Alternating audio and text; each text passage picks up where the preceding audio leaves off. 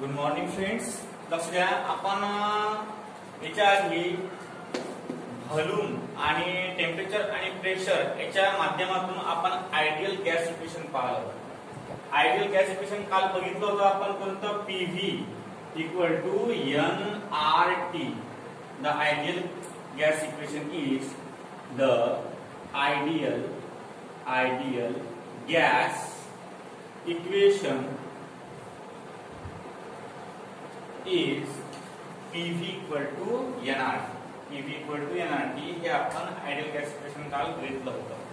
आज आपला कन्सेप्ट आहे, कोणता कन्सेप्ट आहे आपला आज आहे the relation between molar mass, expression for the molar mass. कोणता आहे?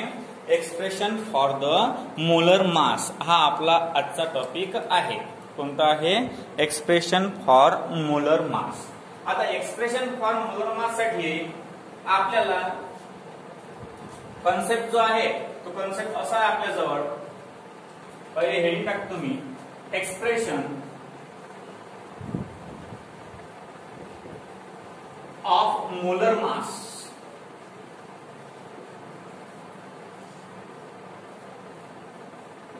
म्हणजे ideal gas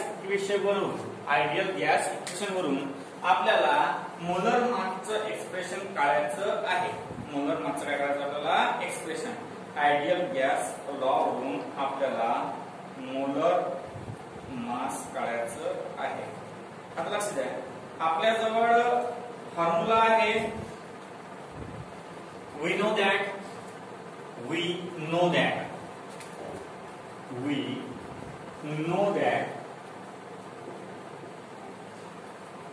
PV equal to NRT. Ideal gas लॉचं सूत्र PV equal to NRT. Therefore हा NRT त्या साइडनं न्या, NRT equal to PV. झालं. हा RT मल्टिप्लायला आहे इकडे गेलं काय होईल, तो डिवाइडला जाणार.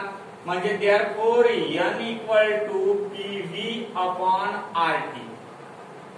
N equal to PV upon RT.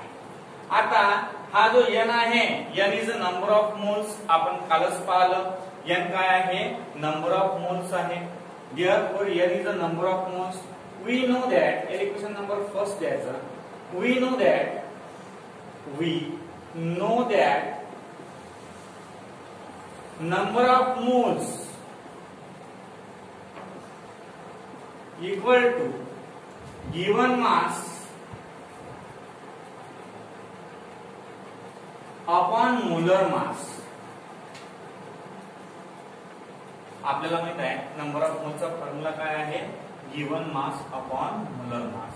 Given mass upon molar mass. आता नंबर ऑफ मोल्स डिनोट करतात n इक्वल टू हा जो गिवन मास आहे आपण हा स्मॉल m न दाखवू आणि मोलर मास आपण कॅपिटल M न दाखवू. झालं. पहा आता n ची किंमत जी काढली आपण ती n ची किंमत गिवन एक्सप्रेशन वर ठेवून द्यायची. Therefore capital M small m upon capital M equal to PV upon RT. आपल्याला व्हॅल्यू कायची पाहिजे? आपल्याला पाहिजे व्हॅल्यू कॅपिटल M ची. मग M इनटू हा RT वर जाणार, RT upon PV equal to M. Therefore capital M equal to N RT upon PV, and this is the expression for molar mass of the substance. लक्षात द्या, molar mass of the substance आपल्याला calculate करायचा आहे. molar mass of the substance. आता molar mass of the substance calculate करत असताना आपल्याजवळ काय पाहिजे? Molar mass of the substance साठी आपल्याजवळ एक कन्सेप्ट आहे. पहा, एक्सप्रेशन फॉर मोलर मास. आपण हे हेडिंग दिलेलं आहे. आपल्याला मोलर मासचं एक्सप्रेशन काढायचं आहे. This is the expression for molar mass. आता लक्षात घ्या, आपण आधीच्या लेक्चर मध्ये पाहिलं होतं we know that PV equal to NRT, म्हणजे आयडियल गॅस हा लॉ उभे करते PV equal to NRT, where P is the pressure, V is the volume, N is the number of moles, R is the gas constant आणि T is the absolute temperature. लक्ष द्या, आपण कालच्या lecture मध्ये हे expression पाहिलं होतं PV equal to NRT. जेवढे काही या युनिव्हर्स मध्ये आयडियल गॅसेस आहेत ते आयडियल गॅसेस हा लॉ उभे करतात पीव्ही इक्वल टू एनआरटी. आता पीव्ही इक्वल टू एनआरटी हा लॉ उभे करतात. आपल्याला पाहायचं काय आहे, एक्सप्रेशन फॉर मोलर मास. मग आता याचं कन्व्हर्शन आपल्याला मोलर मास मध्ये करायचं आहे. त्यासाठी आपण ही साइड चेंज केली याची, NRT equal to PV, NRT equal to PV. आता हा आपल्याला नंबर ऑफ मोल्स काढायचा आहे, तर हा आरटी या नंबर ऑफ मोल्सला मल्टिप्लायला आहे. तर आपण हा आरटी खाली नेला तर हा डिवाइड होणार, म्हणजे एन इक्वल टू काय होणार, PV upon RT. Equation number first. आता आपल्याला या एनचं रूपांतर मोलर मास मध्ये करायचं आहे. आपण ज्या वेळेस मोलॅलिटी, मोल फ्रॅक्शन हे कन्सेप्ट पाहिले त्यावेळेस नंबर ऑफ मोल्सचा फॉर्म्युला आपण बघितलेला आहे. काय बघितलेला आहे, नंबर ऑफ मोल्सचा फॉर्म्युला. आता number of moles, we know that number of moles equal to given mass upon molar mass, म्हणजे जीएम अपॉन एमएम आपण बघितलं होतं. पहा, गिवन मास घेतला आपण स्मॉल एम, गिवन मास काय घेतलं स्मॉल एम, आणि मोलर मास घेतलं कॅपिटल एम. मोलर मास काय घेतला आपण कॅपिटल एम. आता बघा, हे जी एन ची किंमत आहे, putting the value of M in equation 1. आता इथे लिहू आपण हा कसं, म्हणजे small M upon capital M, putting the value of small N in equation 1. म्हणजे आपण इक्वेशन 1 मध्ये या एन ची व्हॅल्यू जी काढली आपण गिवन मास अपॉन मोलर मास, ते या एन च्या ठिकाणी आपण ठेवून देऊ. मग एन च्या ठिकाणी जर आपण हे ठेवलं तर गिवन इक्वेशन काय येणार, इथं होणार small M upon capital M झालं. आणि हे सेम तशीच्या तशी. आपल्याला मोलर मास पाहिजे. मोलर मास आपलं कॅपिटल एम आहे. मोलर मास काय आपलं कॅपिटल एम. तर आपण काय केलं, हा जो एम आहे हा या साइडने नेला आणि हा जो पीव्ही अपॉन आरटी आहे हा या साइड नेला. आता आरटी डिवाइड मध्ये आहे, म्हणजे इकडे गेल्यावर तो या एम ला मल्टिप्लायला जाणार आणि हा पीव्ही मल्टिप्लायला आहे, म्हणजे हा कशाला जाणार डिवाइडला जाणार. म्हणजे M into RT upon PV equal to capital M.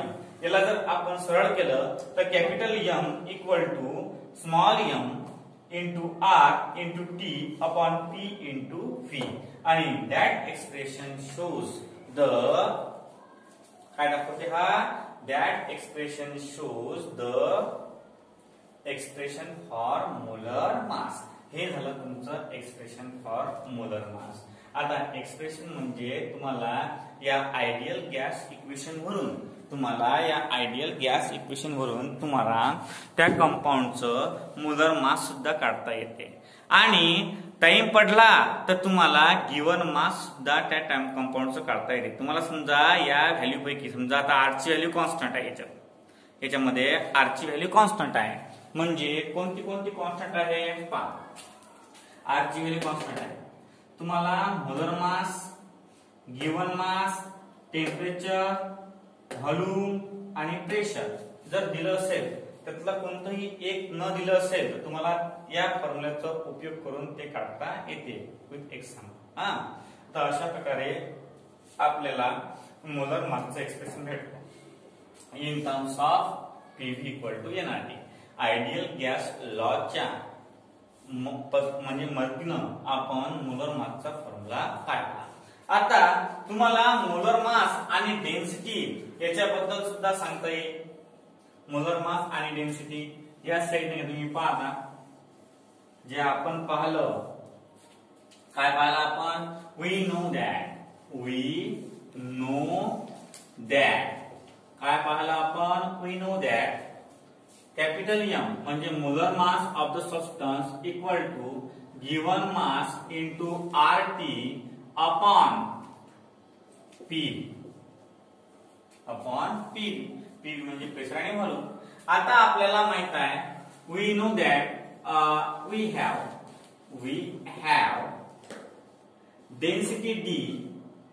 Density equal to mass upon volume. Given mass upon volume. मग डेन्सिटीचा आपण डी घेतला. D equal to mass m upon V. मग आता इथं हा m सुद्धा आहे आणि v सुद्धा आहे. m अपॉन व्ही आपण थोडंसं अलग काढू. त्यापेक्षा मग असं करू की पहिल्यांदा अलगच काढून घेतलेला. पहा capital M equal to m upon V into RT upon P. जमलं. याला आपण असंही लिहू शकतो. मग आता we have density equal to mass upon volume. म्हणजे या ठिकाणी आपल्याला डेन्सिटी ठेवता येते. मग therefore d equal to m upon v. म्हणजे m अपॉन v च्या ठिकाणी आपण d ठेवू शकतो. therefore capital M equal to d RT upon P असं सुद्धा करता येते. म्हणजे D equal to capital MP upon RT हा आपल्या जवळ एक डेन्सिटीचा नवीन formula. This is the expression for finding density of a gas. जर गॅसची तुम्हाला डेन्सिटी काढायची असली तर तुम्ही हा सुद्धा फॉर्म्युला यूज करू शकता. पहा जर आपण आज दोन कन्सेप्ट पाहिले. नंबर फर्स्ट जो पाहिला आपण की पीव्ही इक्वल टू एनआरटी वरून आपण मोलर मास काढलं आणि दुसरा कन्सेप्ट पाहिला आपण त्या मोलर मास वरून आपण डेन्सिटीची किंमत सुद्धा काढली. म्हणजे एक्सप्रेशन फॉर मोलर मास आणि एक्सप्रेशन फॉर दुसरा कोणता आहे रे? एक्सप्रेशन फॉर मोलर मास आणि दुसरा आहे एक्सप्रेशन फॉर डेन्सिटी आपल्याला सांगता येते. लक्ष द्या. आता एक्सप्रेशन ऑफ मोलर मास झाला आणि एक्सप्रेशन फॉर डेन्सिटी डबल पुन्हा सांगतो एक वेळ. लक्ष द्या. वी नो दॅट तुम्हाला माहिती आहे आपण काल 4 लॉ मिक्स करून हे एक एक्सप्रेशन काढलं. कोणकोणते 4 लॉ पाहिले आपण? पहिला लॉ पाहिला आपण बॉइल्स लॉ. कोणता पाहिला होता?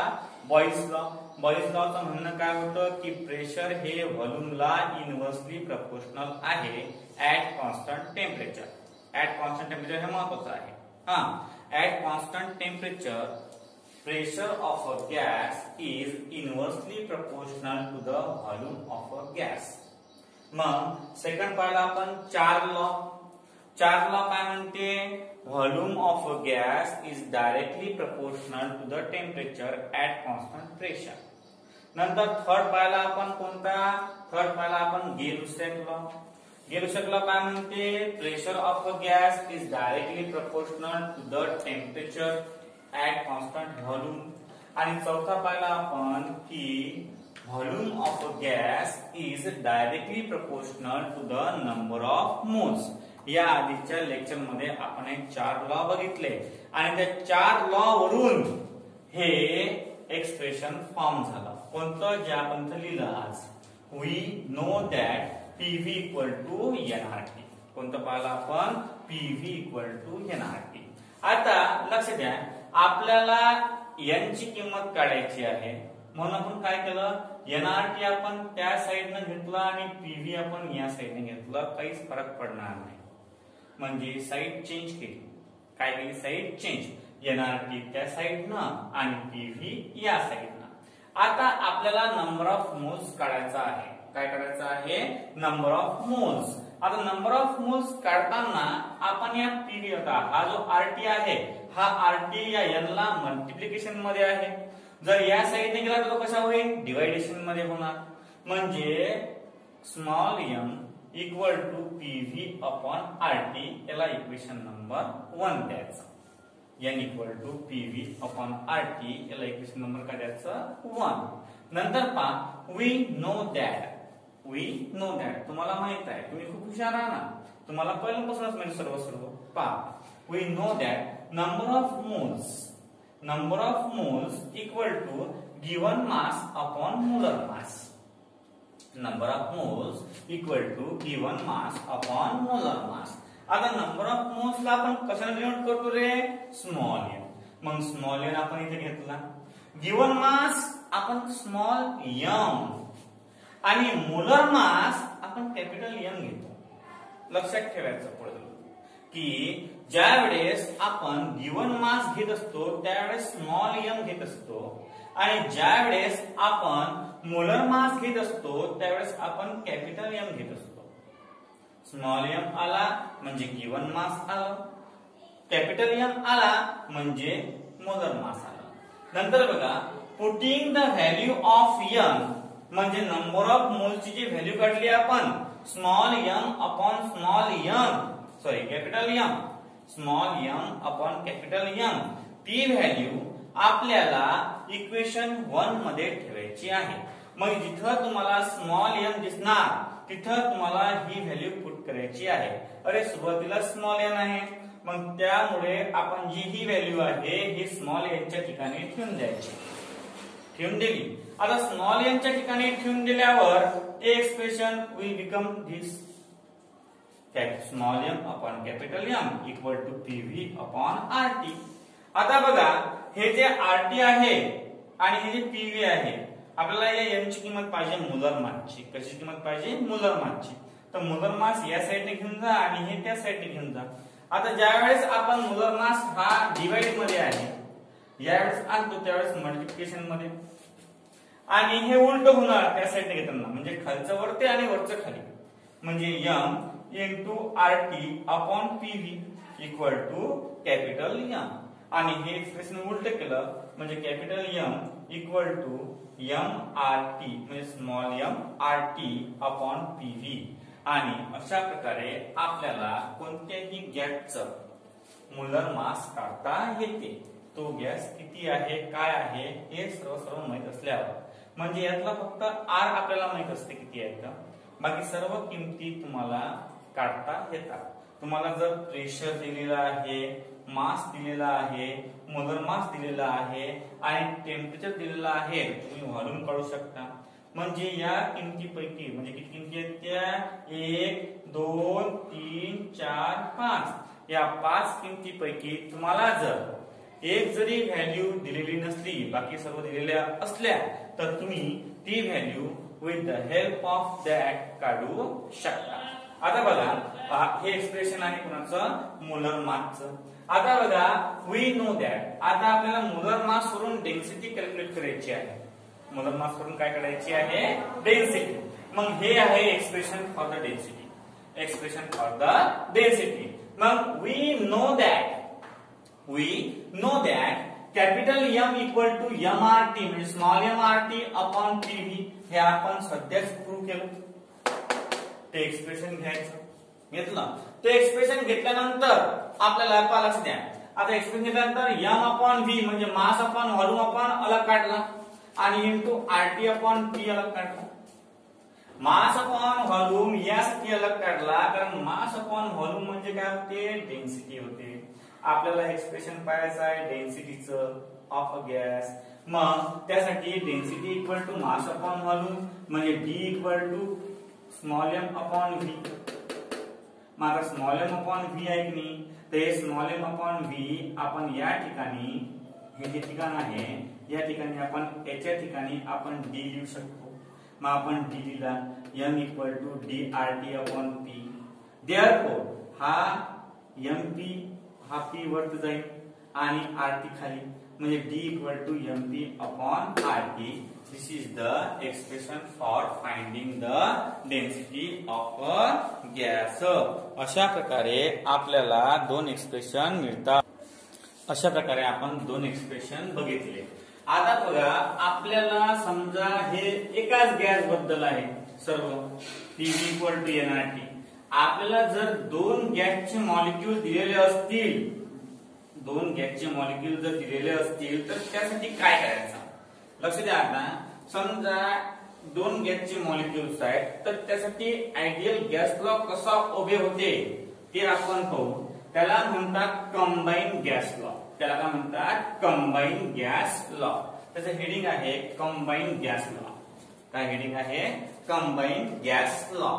पहा न्यू कन्सेप्ट आहे आपला combine gas law.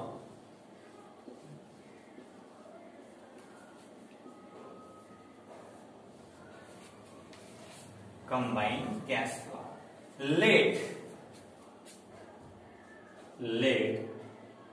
P1, V1 and T1 are the initial pressure, volume, initial pressure, volume, temperature.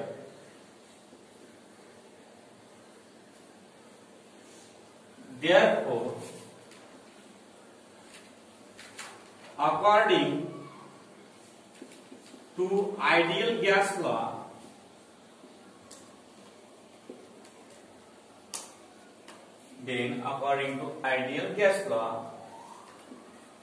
P1 V1 equal to N R T1. जमलं. नंबर ऑफ मॉलिक्यूल्स सेम असतात म्हणजे P1 V1 upon T1 equal to NR. काय असतात? N. आता अशाच प्रकारे काय करायचं? and at final stage P2, V2 and T2 are the final pressure, volume and temperature respectively. Therefore, according to ideal gas law,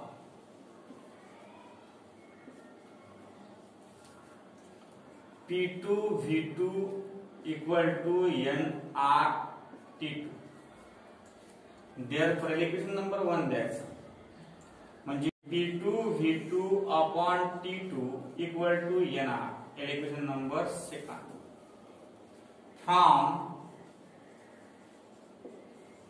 equation 1 and equation 2 we get P1 V1 upon T1 equal to P2 V2 upon T2, and this is the combined gas law. This expression is of combined gas law आणि हे expression आहे combine gas लॉचं. काय expression आहे हे combine gas लॉचं. लक्ष द्या. आता आपल्याला पीव्ही इक्वल टू एनआरटी हा आयडियल गॅस लॉ आपण बघितलेलाच आहे. आयडियल गॅस लॉ बघितला आपण पीव्ही इक्वल टू एनआरटी. आता पीव्ही इक्वल टू एनआरटी हा गॅस लॉ बघितल्यावर आपल्याला कंबाईन गॅस लॉ बघायचा आहे. कंबाईन गॅस लॉ म्हणजे काय होते? आता कंबाईन गॅस लॉ म्हणजे अशा प्रकारचा कन्सेप्ट, कंबाईन गॅस लॉ म्हणजे अशा प्रकारचा कन्सेप्ट की त्यामध्ये इनिशियल स्टेट आली पाहिजे आणि फायनल स्टेट आली पाहिजे. म्हणजे इनिशियल साठी अलग आणि फायनल साठी अलग. लक्ष द्या. Let P1, V1 and T1 are the initial pressure, volume, temperature respectively. According to the ideal gas law, P1 V1 equal to nRT1. P1 V1 equal to nRT1. लक्ष द्या आता हा जो T1 आहे हा T1 आपण त्या साईडला या साईडला हा मल्टिप्लिकेशनला होता. आपण जर या T1 ला त्या साईड नेलं तर काय होणार P1 V1 upon T1 equal to nR. Number of moles इथं फायनल स्टेट साठी आणि इनिशियल स्टेट साठी सेम आहे. नंबर ऑफ मोल्स इथं फायनल स्टेट साठी आणि इनिशियल स्टेट साठी सेम आहे. लक्ष द्या T1 V1 upon T1 equal to nR. Equation number first. and at final stage म्हणजे एखादा गॅस मॉलिक्यूल पहिल्या कंडिशन वरून फायनल कंडिशन कडे जात आहे त्याचा आता इनिशियल साठी आपण पाहिलं म्हणजे स्टार्टिंग. आता फायनल साठी नंबर ऑफ मॉलिक्यूल सारखेच आहे फक्त काय होईल प्रेशर चेंज होईल व्हॉल्यूम चेंज होईल आणि टेम्परेचर सुद्धा चेंज होणार.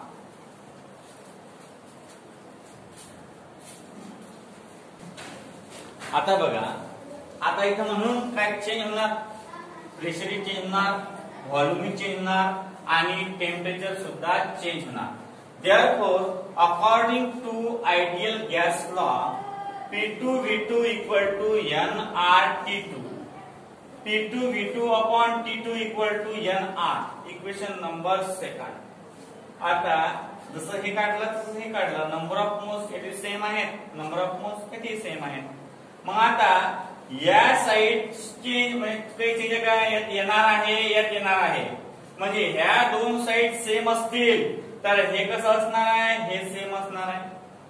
म्हणजे from equation 1 and equation 2 we get P1 V1 upon T1 equal to P2 V2 upon T2 आणि this expression is of combined gas law. हे एक्सप्रेशन आपलं कशाचं आहे कंबाईन गॅस लॉचं आहे. अशा प्रकारे आपण कसं तीन कन्सेप्ट आज अभ्यासले. पहिला कन्सेप्ट कोणता अभ्यासला आपण पहिला कन्सेप्ट अभ्यासला आपण की एक्सप्रेशन फॉर मोलर मास. कशावरून जे आपण कालच्या लेक्चर मध्ये पाहिलं होतं.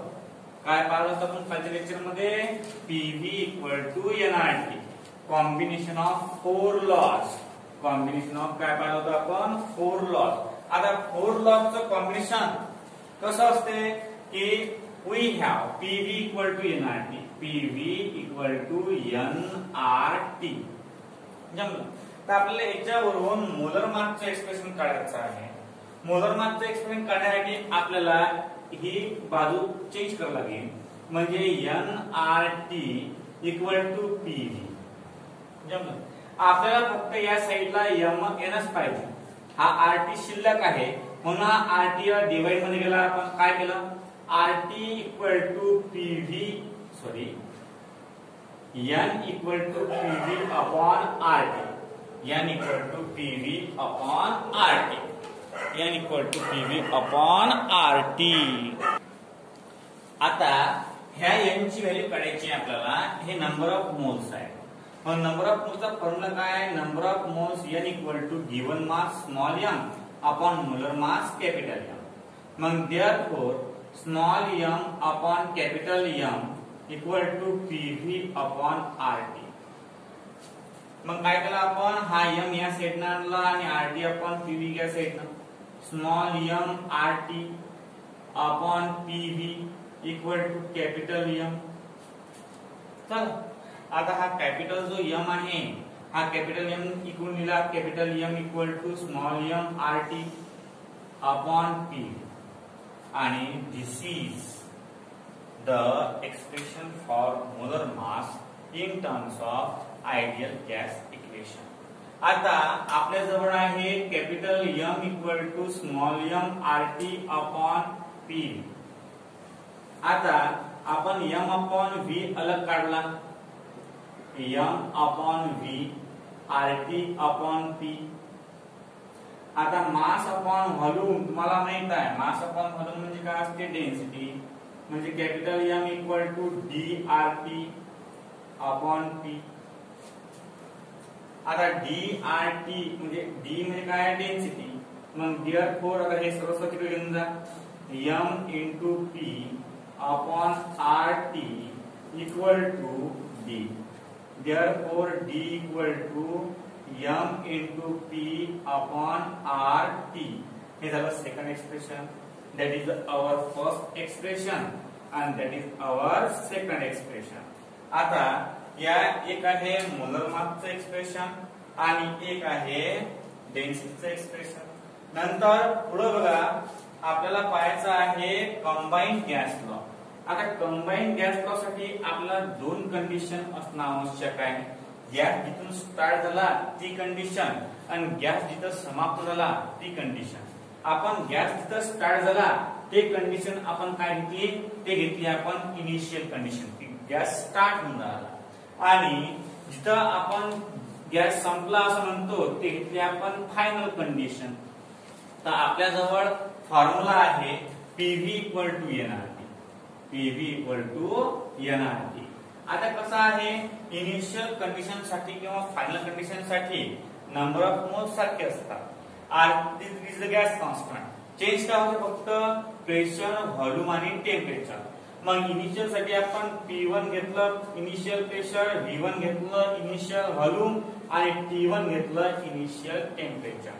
मग काय केलं आपण की ह्या फॉर्म्युला टाकून दिलं P1 V1 equal to NRT1.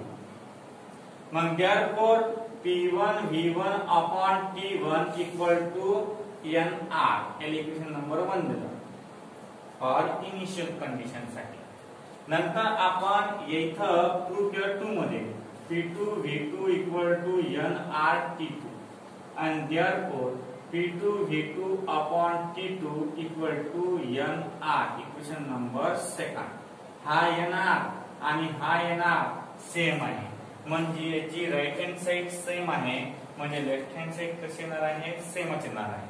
म्हणजे P1 V1 upon T1 equal to P2 V2 upon T2 and this is our final expression for the combined gas law. Combine gas लॉचं हे फायनल स्टेटमेंट आहे. अशा प्रकारे आपण 3 expression अभ्यासले आज. Expression for कोणतं रे, expression for molar mass, expression for density आणि कंबाईन गॅस लॉ.